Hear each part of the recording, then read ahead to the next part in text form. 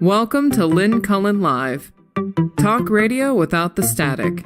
Email your questions and comments to lynncullenshow@gmail.com. And now your host, Lynn Cullen.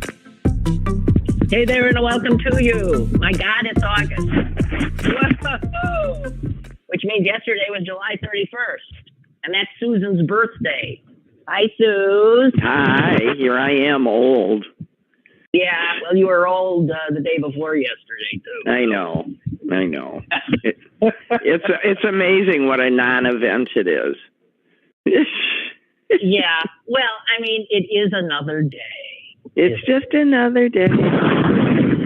I am somebody who never remembers people's birthdays, anniversaries, dates, and things just don't resonate with me. I don't know why, but I think it's because I think it's just another day. Yeah, well, I feel the same way. I mean, I especially around dates of death and stuff like that, which some people hold, very closely and dear. And, around the time of the day that my husband died every year, I get a flurry of emails and, and letters from people. And I mean, it's nice to hear from people. And it used to go, I used to say, I was having a good day. Thank you very much. It reminded me. But the truth is that, for me, every day is a day that I'm remembering someone that isn't here. So any particular day doesn't mean anything to me. Yeah, it's the way I don't give friends or even family birthday presents. I give presents when I see something that I think, But we were raised that way. We were really raised that way. I mean, Mother, I can remember getting my birthday present in November and my, and a Hanukkah present in April. If there was something that I saw that I wanted, she'd buy it. And she says, but that's your birthday present. Your birthday present. Or that's your Hanukkah present. Okay, so. Oh, gosh. Oh, there's so much to talk about. Oh, as long as there's really so much to talk about. But as long as you mentioned our mother, I want to point out, it was a few times ago when we were all on the phone together. We were often all on the phone together, but where I said, and you clearly pushed back, I said, Mom, I've been reading about these longevity studies, and we got to find a way to get you into one. They need to, did you read the Louise Levy? Levy. Yeah. So, how odd that then literally just a week later, this obituary of a woman who was part of that genetic study of longevity. She died at 112 and was very well up until her last 6 months. Oh, he said her short-term memory didn't go until 6 months before she died at 112. Wow. Good God. And she's a lovely looking woman. And I just lovely. I'm looking at a childhood picture. She's standing with an American flag in its 1918. And she's such a beautiful child. Oh my God. And then, so she was going to go on and live 105 more years. I mean, my God.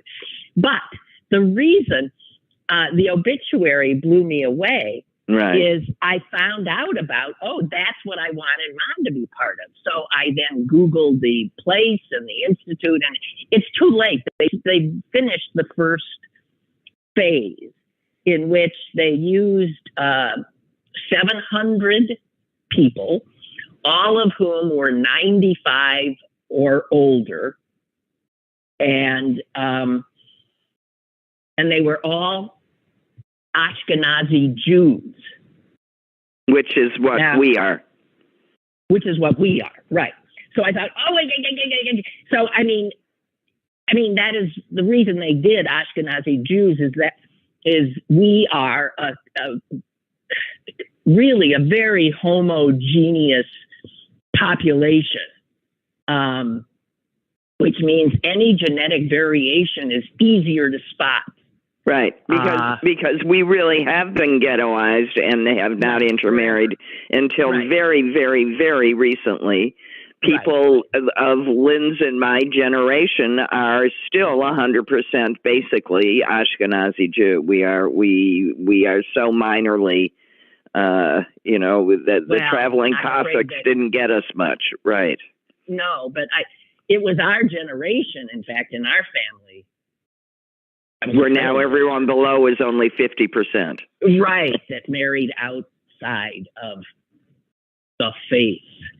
But yeah, so if you do our genetic, we're 98, 99, 100% Ashkenazi Jew, which is not unusual with Ashkenazi Jews. So that's why they get studied so much. So all of these people were Ashkenazi Jews. And what they found in this initial study, which began in 1998, was there was a gene.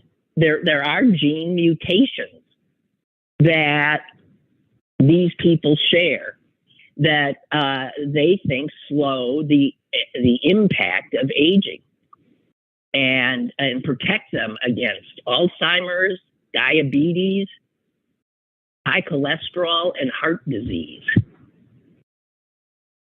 And I thought, whoa, well, maybe mom's got that.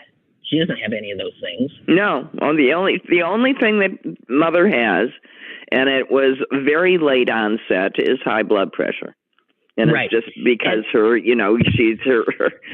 arteries and veins are older and more flabby and just not as efficient.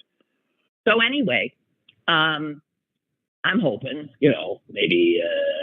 Yeah, but I think we got Dad's genes. I gotta say this. Well, may he rest in peace. Yes, God. That's what when people say. I say, "Yo, my mom is 101 next week," and there's other issues, and they say, "Oh, you're so lucky, such good genes," and I say, "No, I don't think so. I take after my father, and he's dead."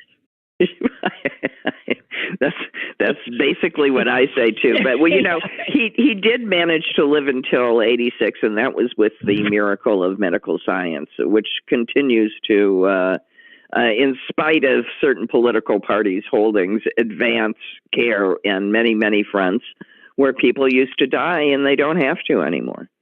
Well, he lived in long part because of his pacemaker. That's right. And I now got one too. So, but it's interesting when we were children and our father was diagnosed with heart failure. To me, that meant that our dad was going to die. He was dying, yeah, and he was dying for a long time. Yeah, and he lived for 41 years after that diagnosis. So that's what medical science is. God bless it. Yeah. So anyway, here's the part of the obit. Yeah, right. Go ahead. Sorry. That's the part of the obit that just blew me away. I so love this part of the obit. So the doctor in charge of this longevity genes project says, okay, talking about the study participants. Did they do what we know we should do? Did they exercise, diet, and sleep and have social connectivity? The answer is mostly no. Listen to this. These old Jews in the study, 60% were smokers. Less than 50% did much household activity or biking or exertion. 50% were overweight or obese. Less than 3% were vegetarians.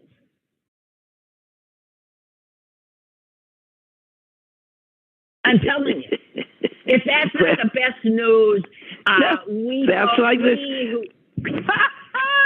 Yes. What was that I read the other day that is substituting half a grapefruit for potato chips will reduce your risk of joy by 98%?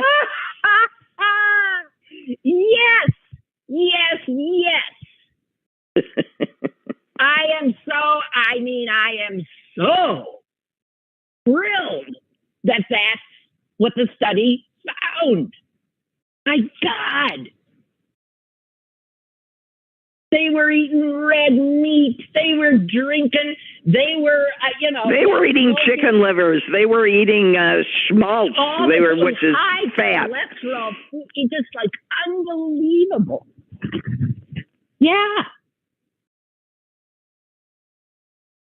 You see, it's wonderful. So anyway, there's that. So the takeaway from this study is that Ashkenazi Jews have a genetic mutation that allows them to eat whatever they want, sit on the couch, never move, say oy vey, go, worry about and live forever. Yeah. So there you go. All right. Well, I'm not going to box anymore. Okay. So here's the other part of it. They're looking for, this is the Albert Einstein Institute where this is being done in the Bronx, I think is where it is. Anyway, they are looking for people for the next second part of the study.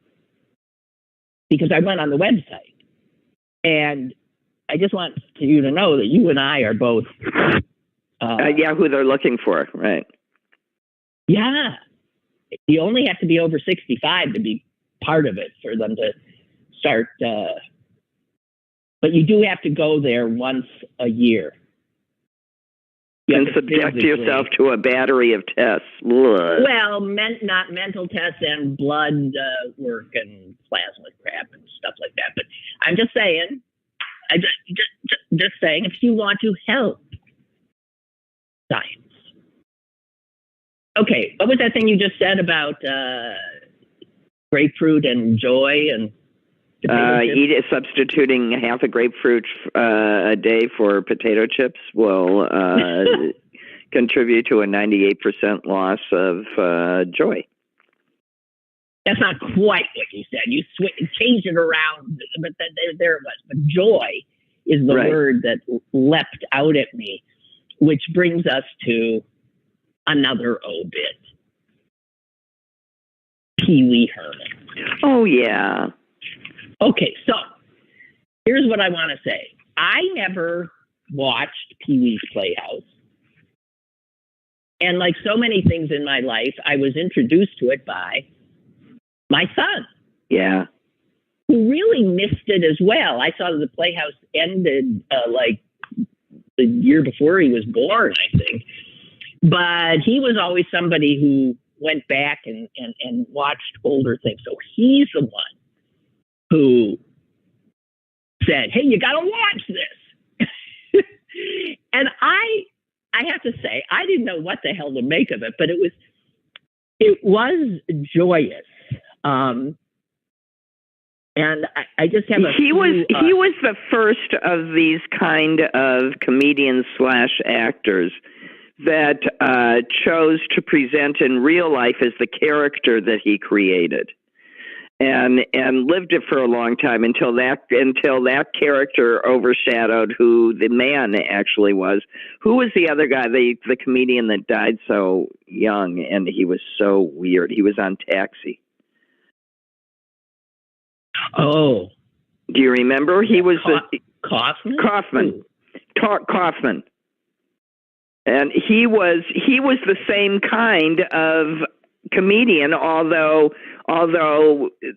Pee-wee Herman was just again a much more joyous character. You know what? He didn't want it. That was something he auditioned. He was an actor and comedian, and he auditioned for Saturday Night Live. And didn't make it. He didn't make it. And it was after that he sort of let that character start to take over. But the TV critic for the New York Times, who just thought he was a genius, says this, which I think is so right. Think of Pee-wee's Playhouse being aired today. Oh, it couldn't happen. Saturday. Think of it. It would be indoctrination. Mornings, yes, for children. Imagine. So he said, you can only imagine the freak out in America today. If Pee-wee's Playhouse were on, you think people are mad about drag queen story hours? Everything on Pee-wee's Playhouse was a form of drag. It was a glitzy dress-up party that played around with definitions of gender and normalcy. You know, the floor was alive, for God's sake. And Pee-wee himself was a man-child. Yeah, exactly, a man-child. And he, in fact, he married a fruit salad on the show. Can you imagine Ron DeSantis and that crowd, how they would react? And he said that he just wanted, if there was a subliminal message that he was trying to get through to kids, it was to be joyful, and that being different was just fine. That everybody was different. and that is why. Can you imagine? So this show in Ronald Reagan's America, because that's when it was on. In Ronald Reagan's America, Pee-wee was there. Was huge. And let me tell you who he was huge with. You know, very conservative types of people. That didn't occur to them to be anything to be upset about. You know, I mean, it was before people on the right had minds that were totally preoccupied with sex. Yeah. I mean, you know, all I think about those people is, my God, what a sewer your brain must be. Yeah. I wish I'd asked Fred Rogers what he thought. Well, they were two very different sides of the same coin. They were teaching the exact same lessons. A lot of the same lessons, but a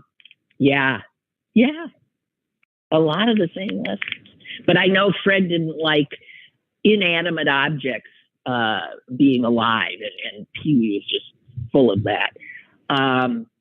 He'd have a heart attack about how half of his characters are alive now.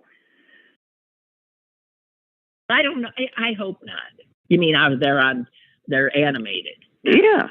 But that decision was a decision that was made by the people he trusted when he to follow. You're right. I understand. On. It was signed off on by Joanne and all the folks at Family Communications that yes, you can animate, and they did the right thing, right? Right, absolutely. Two other little things about Pee-wee that I want to just get in here. Pee-wee, God bless him. The fact that he was masturbating in a movie theater in Sarasota. You know, I remember at the time being so offended by the arrest. I mean, you know, I just felt for him. It wasn't like he was he was in the kind of theater that men went to do that. Exactly.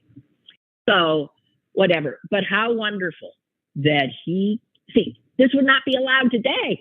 He came back. He did come back. Well, I think everybody sort of thought that one was unfair.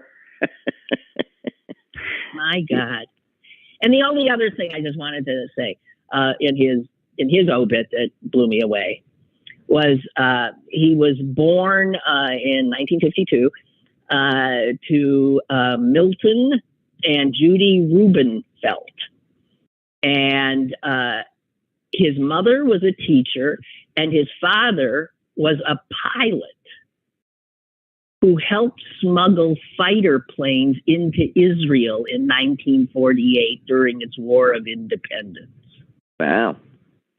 Isn't that how do you smuggle a fighter plane in anywhere? You put it in your pants? How do you smuggle Well, Pee-wee's dad figured it out. I know, you cover it with an invisibility cloak. Yeah. If you can make space lasers, then you can do that. Sure. That's right. Okay, so now... And we live forever. No, not forever. No, not forever. She died. Did you hear about the Israeli politician, the right-winger, who screamed something like 6 million more should be killed? Not kidding. This is an Israeli right wing. These are the kind of people. He was talking about killing the secular ones, I suppose. 6 million more should be killed. That was too much even for Netanyahu and the other Likud party members. I guess this guy was kicked out. But yeah. Oh, yeah. Vile. The people on the extremes of everywhere are the same vile people. Speaking of vile people. Yay, my favorite kind, yes. Oh, God, there's so many places we can go. Okay, I'm not going there. Speaking of vile people, I do want to know. Well, I'll go here. It is Robert Bauer's trial. He's the massacreist. Yeah. Here. And today, at this moment, I believe, God help them. It was just on MSNBC. Yeah. Well, the jurors are finally where this thing was heading. They're deciding right now whether he lives or whether he dies. Boy, it's Yom Kippur. I can't imagine. And I got to tell you, where is it? Let me find this. The defense, I guess, in the last witness call was his aunt, his mother's sister. His mother, who is still alive, did not appear, did not attend, but her sister did in her stead. And this effort to gain some kind of sympathy was so mind-boggling to me. So here's the story she tells, that the person he was closest to was his grandfather, his mother's father. And when he died, he and his aunt went to, clean up his house. And going through his attic, they found evidence that as a soldier in World War II, and it says here, he had worked at Dachau concentration camp after the camp was liberated. And it said, in particular, had helped find Holocaust survivors after the war. It was, according to the witness, the proudest achievement of Bauer's grandfather's life. Now, well, that has nothing to do with his grandson, who chose to kill a bunch of them. It has nothing to do with anything. I guess it's a little ironic footnote. But they put that forward as if somehow that should exonerate him in any way. No, the only thing he did is manage to disappoint the one person that apparently he loved. That is true. That is true. Anyway, so for a lot of Jews are liberal in their thinking, and a lot of Jews are against capital punishment, including me. However, this is the kind of thing that tests, right? I'm always blown away by like the sons or spouses of people who have been horribly murdered, who forgive the killer and ask that they not be put to death themselves. Okay, well, there's just been another shooting outside a Memphis school, and it's the Margolin Hebrew Academy. They've shot the guy, but they put out an all-points bulletin to guard every Jewish facility in Memphis. So this is where we are, folks. Oh, okay. Well, I don't think anybody was killed but him, but the shooter. Okay. Well, thank you for that apt breaking news bit. Anyway, I just want to say that this is a rough one, and I know my understanding is that the majority of Bauer's victims, survivors, do want him dead. But the one I know most, a woman named Mary Rabinowitz, her husband was Dr. Jerry Rabinowitz, who was just one of the most wondrous, he was like one of those saintly humans. He's the one that when he heard the shots and he went running towards to see them. If he could help. Yeah.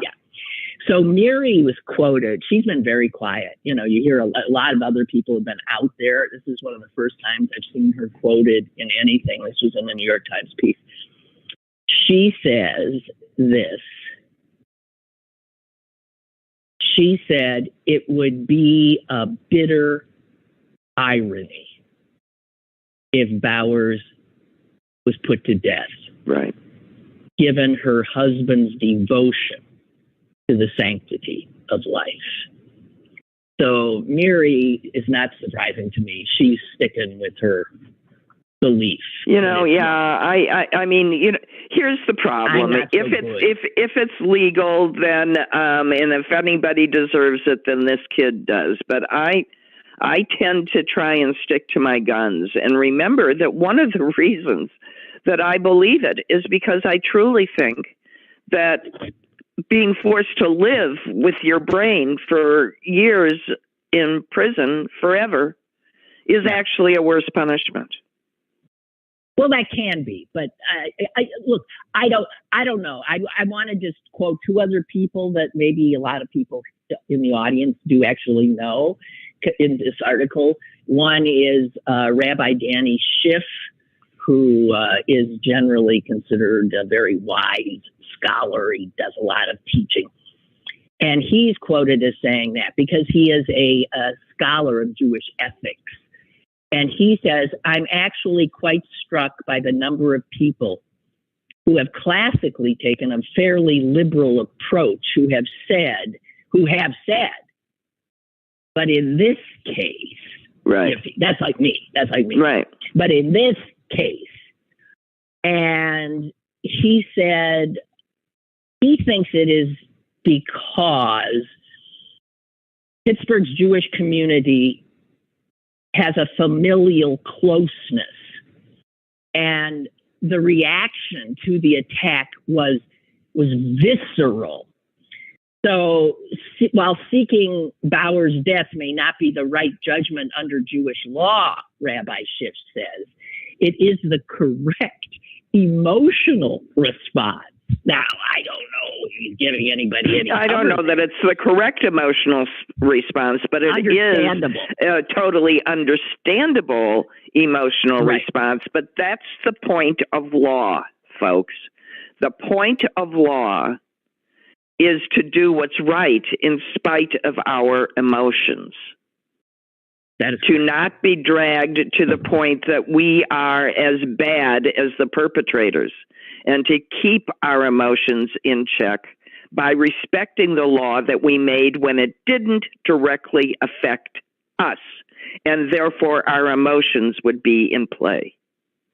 Justice, remember, is blind, or is supposed to be. So, I mean, that's why I try very hard. That's why I said exactly what I said. I totally get it. In any case, I could see this would be it. But no.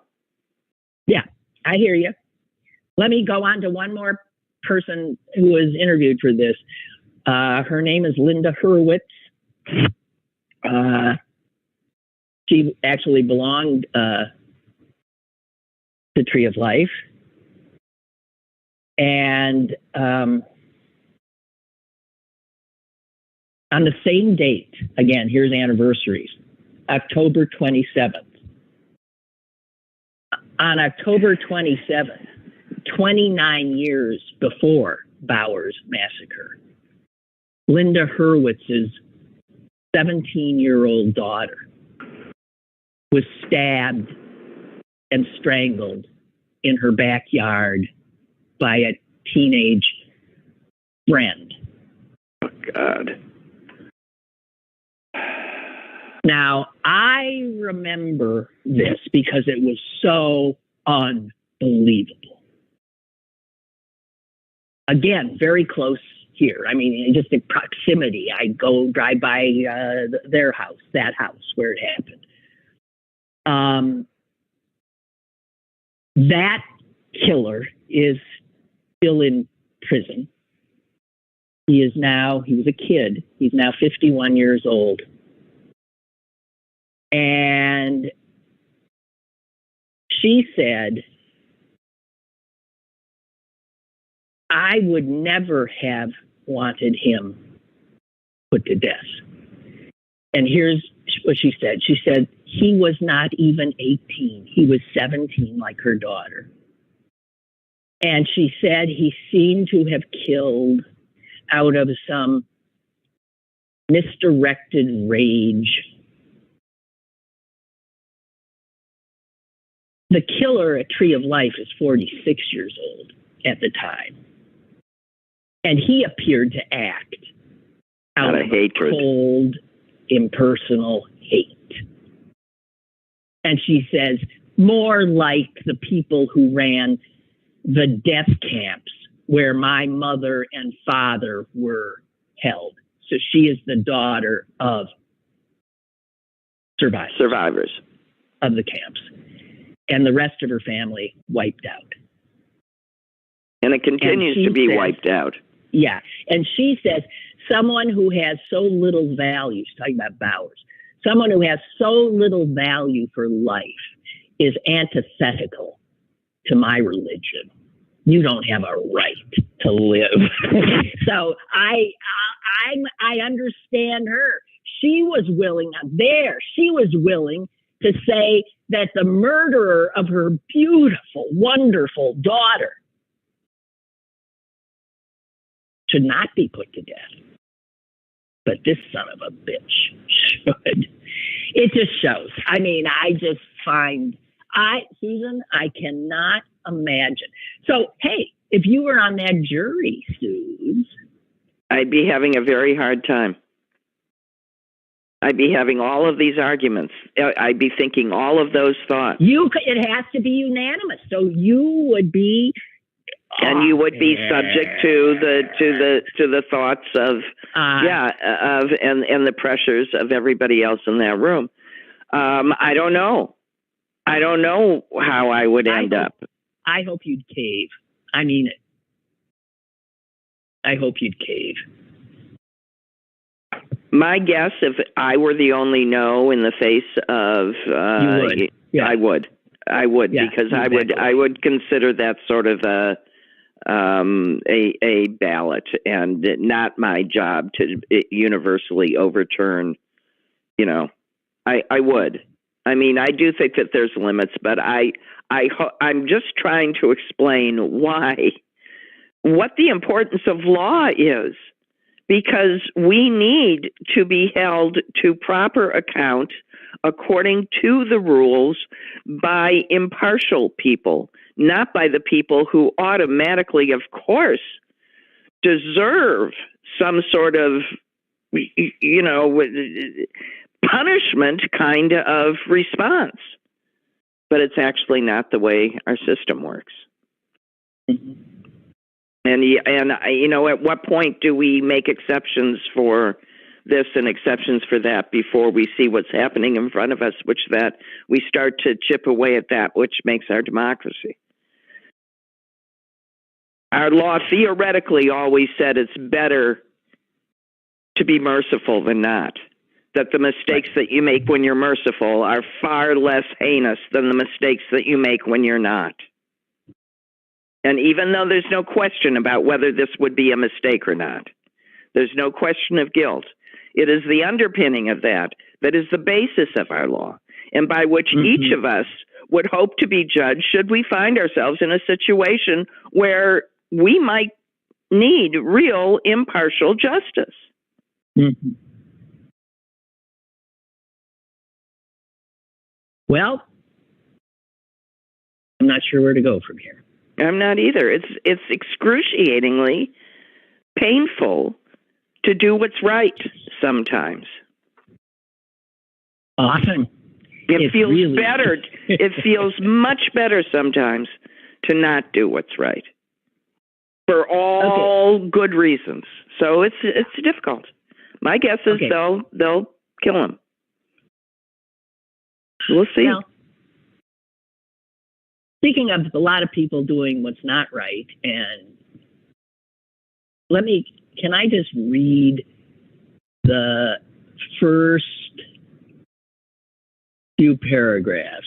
I normally wouldn't do this, but it's from a reporter for The Atlantic who, God help him, talk about an assignment, who had to go to Des Moines, Iowa, for that event, the Lincoln dinner,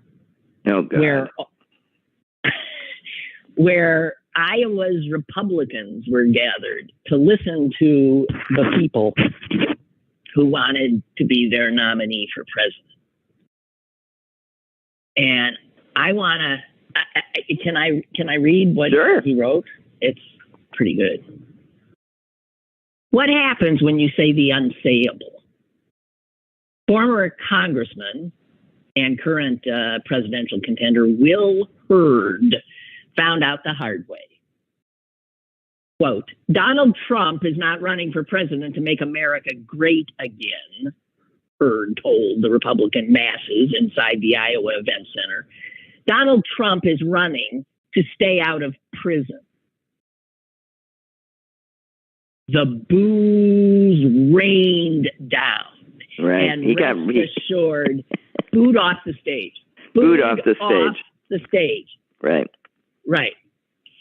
And then he talks about Hurd was just one of the 13, and he's the only one who spoke the truth.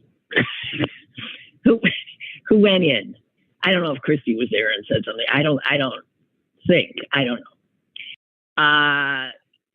He said they all gave their 10-minute electability pitches. Mike Pence told the room he would reinstate a ban on transgender personnel in the military and endorse the idea of a national abortion ban. Vivek Ramaswamy rattled off a list of government agencies he would shut down. The FBI, the CDC, the Department of Energy, the ATF, IRS. And then DeSantis boasted that he had refused to let his state descend into a Faucian dystopia during the pandemic. The whole spectacle felt like a study in performative competition. And he actually, at the DeSantis event, you could knock down a pyramid of Bud Light cans for fun.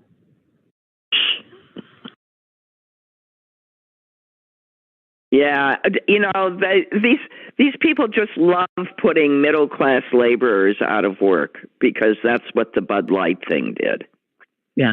Who do they think is working in breweries? Who do you think they just put out of work?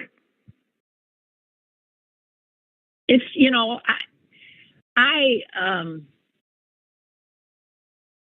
I mean, it's inevitable. One finally saw a quote from a guy who had voted for Trump, who is a Republican. I love these kinds of quotes, even though they don't represent many people, I don't think. John Whitman, a heating and air conditioning contractor, Phoenix, Arizona, age 42. Donald Trump is not a Republican. He's a criminal. And he went on to say that he believed Biden's economic stewardship had hurt the country. Now, here's what I know. Wait. How? Right. How does anybody think? Do they know where the economy was when he came into No, well, I didn't have any losses in my stock portfolio to offset my income. What are they thinking? What are they even looking at? Every indicator is better, far better. Good God in heaven. Where do these people, I was going to say, how silly. Where do these people get their news? They literally do not know what is going on.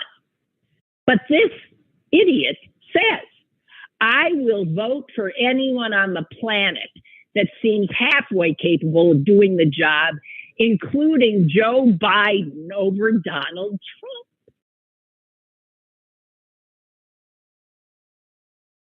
There's a Trump voter voting for Biden who thinks has not done a good job. They're out there. Yep. And most of them aren't willing to be public. Well, they are out there, but here's the point that we're at now, that all of these people who have been so publicly duped have a choice. They can either double down, which most of them are doing, or they can just face their humiliation. And this is a group of people that aren't strong enough to face the truth in the first place, so they certainly can't face their own humiliation. But here's another possibility. Your vote is private. Right. You can go in, you can say whatever you want in public and vote for the country in private. That is true. You could do that, okay? And then just sort of quietly, stop talking. Yeah, I mean, in 2016, a lot of people did that the other way. They knew it was inappropriate to vote for Trump, and they did anyway, and they lied about it. So go on in and do the opposite this time. That's right. And then you can all wonder how he won when none of you, you'll know. Well, you know what? That reminds me of when I was in Jordan, and I was at why am I blanking on that place where that city carved out of stone? For God's sake, Cullen! I hate that. Petra. Yeah. Anyway, I'm there and walking through this amazing tunnel that you go through to get to the city. It rivals going through the Fort Pitt tunnel and then seeing Pittsburgh. You go through this tunnel and then you come out in this elaborate facade of, Greek architecture just carved into the mountains. Anyway, a woman who seemed, I have no idea the ethnicity or the nationality, but she heard me talking to somebody and she said, "You're an American?" And I said, "Yes." And this would be like 2017. Yes. And she said, "Did you vote for?" I said, "No, I did not vote for that awful man. And she says, that's funny because every American I ask says the same thing. And I said to her, my bet is that the Americans you're seeing are telling you the truth because they're Americans who actually have gotten out of the country and seen the world a little and are not as sort of stuck in some kind of, crazy alternative reality. Yeah. They're people who are like willing to travel and mix with different kinds of people, right? So, but she literally said, I don't even think she believed me. She just couldn't figure out if she never met one. Who are all these Americans? And I really do think they don't tend to travel to places like Petra or something. Anyway, where am I? What am I doing? I do want to tell you. I just an aside, I want to tell you what one of my birthday presents was because it reminds me of our conversation. I was gifted a package of potato chips covered with caramel and dark chocolate. That's from Roe? Pretty much. Yes. Yeah. God bless her. That's a nice present. Yeah. All right. It just reminded me of our earlier conversation. Joy, that would be called joy, and joy wrapped in cellophane. Yes. Yeah. Yeah. Did I tell you I had poison ivy? I'm sorry. Did I tell anybody? Did I tell you guys I had poison ivy? I don't think I did. From your backyard? I have no idea. No, I don't think. I have no idea.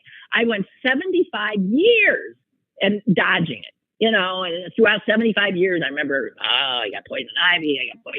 Kids got poison ivy. Everybody got poison. I never had poison ivy. Arlie, is my son used to get it so terribly. Just stick him in a bath of cornstarch. Yeah. So anyway, here's what was weird. It took me a few days to figure out that's what it was. And it presented strangely. My left arm on the outside of it, if you turn, my arm from my hand all the way up to my shoulder on the inside, with a particularly rampant part right at the crook of my elbow. Okay? That's where the horror was. And it took me a while, but a friend had poison ivy recently badly. And it was from her that I had learned. I said, well, can I get it from you? And she said, no. There's an oil. Yes. I didn't know any of this. That's what you get. You get the oil. I was going to say, you rub the oil all over your arm. That's why that happened. Yeah, so I didn't rub the oil out. I figured it out. I sleep on that side. That arm is always sort of out there and facing exactly up like that. And guess who sleeps in the crook of that arm? Oh, Mr. Blue gave you poison ivy. Yeah. The oil was all over his fur. It was all, and they don't get it. I mean, they don't suffer from it. But he must have had that oil all over him, and I'm sleeping and cuddling with it. But I did. I figured it out. That's how it happened. Well, are you better now? It's still visible, but the itching has stopped. And yeah, boy, 75 years I dodged it. Yuck. What else can you get? This has been an interesting series of months for you. Well, yeah, you do get a lot of, God forbid, I don't know what is next. Hey, the nematodes, those little roundworms, Yeah. The ones that were, brought back to life when the permafrost. Yeah. 46,000 years ago. 46.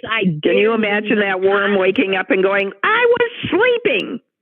Yeah, I know. I was saying, Rick Van Winkle, move over, because God. Oh, I was having such a good rest. I'm telling you, 1 minute and I don't know what happened. And here we are. There's two of them. They were together. Can you imagine blinking and saying, what the fuck? So I know. I just wish, why does it have to be a round worm they bring back to life? Well, but that was my first thought when I read that. Who wants it? Yeah. Well, no, it's okay, because they know that these roundworms have the ability to regenerate, go into this dormant state, to literally, essentially, it's called cryptobiosis. They were dead for 46,000 years. And you know how the scientists brought them back to life? A little warm bath. Yeah, she put him in some water. And they blinked and said, what the fuck? What? So, it was a Russian woman scientist who gave him the bath. And you know what their normal lifespan is? 42,000 years? No, their normal lifespan is 2 days. Oy. Well, they got a bonus. No. Yeah, so after she thawed them, they died. Yeah, they died. So she brought them back just so this time they're really dead. Well,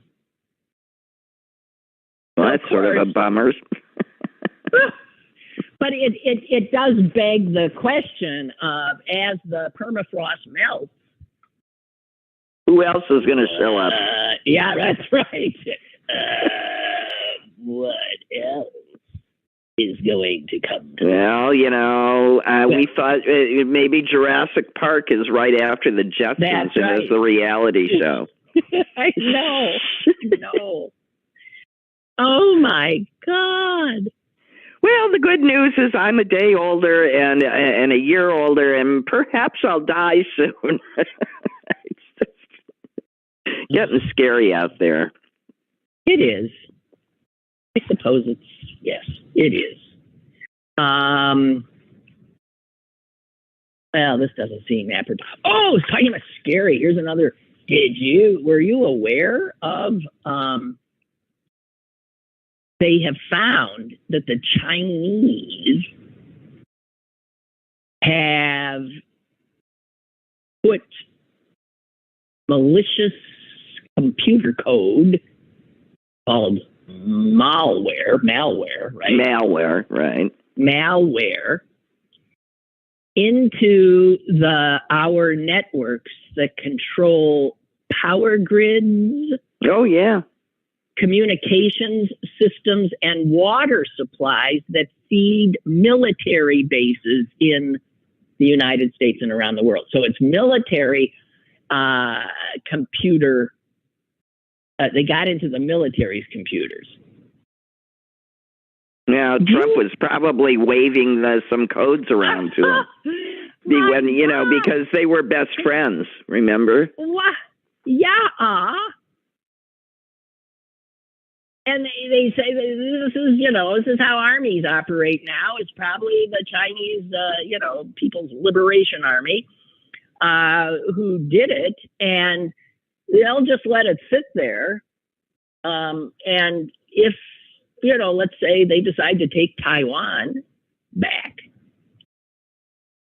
But here's the thing. If you sit around and you watch American TV, they don't have to bother to poison our drinking water at military bases because all these United States lawyers are trying to grift off of veterans and their families that might have lived on certain Army bases that have contaminated water. Have you been at Camp Lejeune? Right. Have you drunk the water at Camp Lejeune? Okay. I just want to say, when I'm walking my dog, last night when I was walking the dog, it was such a beautiful night. I couldn't believe it. It was cool. There was a perfect breeze. And it was so, I mean, it was perfect. Yeah. And I remember saying to the dog, even though he'd given me poison ivy, something I know he didn't do it maliciously. I said, thank you, Blue, for making me take this walk. I thank Ernie all the time on beautiful days. Yeah. I just go, if you weren't in my life, I wouldn't be out enjoying this. I wouldn't be doing all these things that are good for me. I wouldn't be doing any of this. That's right. And, and I just, so thank you so much. And we were coming around this curve, and it was almost dark. And I'm coming around a curve in the road where I always take special delight in a house that is another block away, but which I then see that has 3 beautiful, like, birch trees, and they're lit up, and they stand at these 3 gorgeous trees with lights on them. And it is, so just a pleasure, always seeing them. I turned the corner last night and they were gone. They were gone. They weren't sick. I'll tell you what, that house sold recently. Can you believe that whoever bought that house? Why would you? They were glorious. Glorious. Well, maybe they had an allergy. You don't know. No, I don't think so. I swear to God, I want to knock on their door and say, I actually did scream out, no!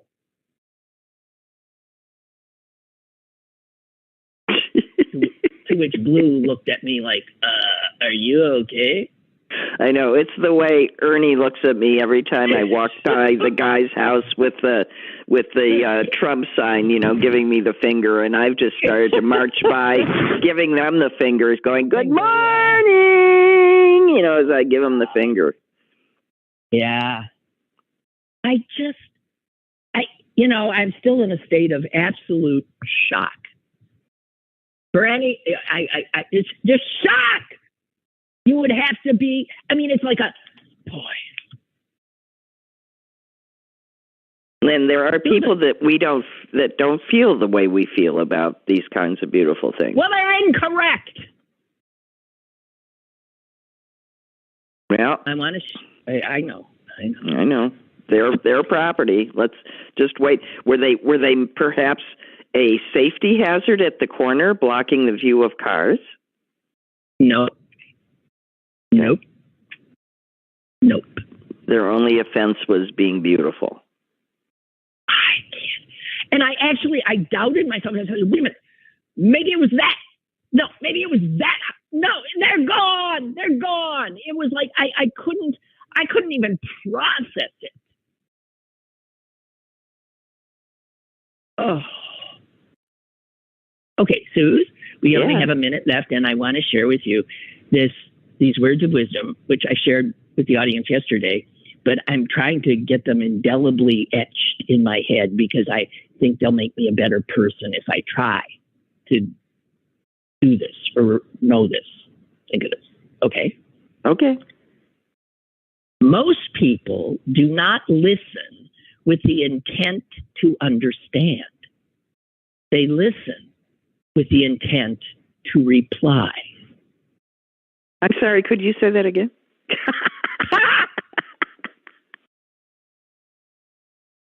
Yeah, I think that's absolutely true. But you need a little bit of that to have the art of conversation. But you do have to remember to you have to listen. trust yourself to hear what the person is saying. Listen. And there'll be plenty. You'd be surprised how quickly a response comes while, just naturally. But try to take in what the person is saying. Because I, and probably you and most people, that when people are talking, we're thinking right away. Well, I would, and well, depending on who the person is, I might be thinking about how the hell to get out of there. That's true too.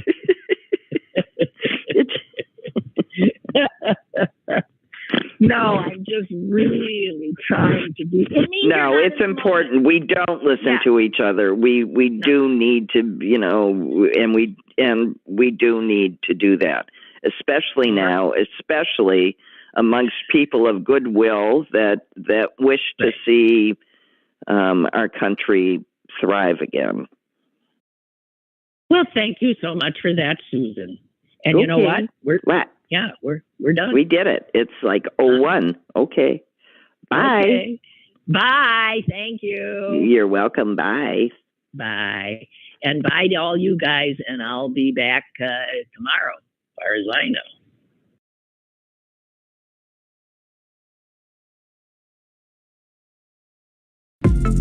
Lynn Cullen Live, Monday through Thursday from 10 a.m. to 11 a.m. and archived at pghcitypaper.com.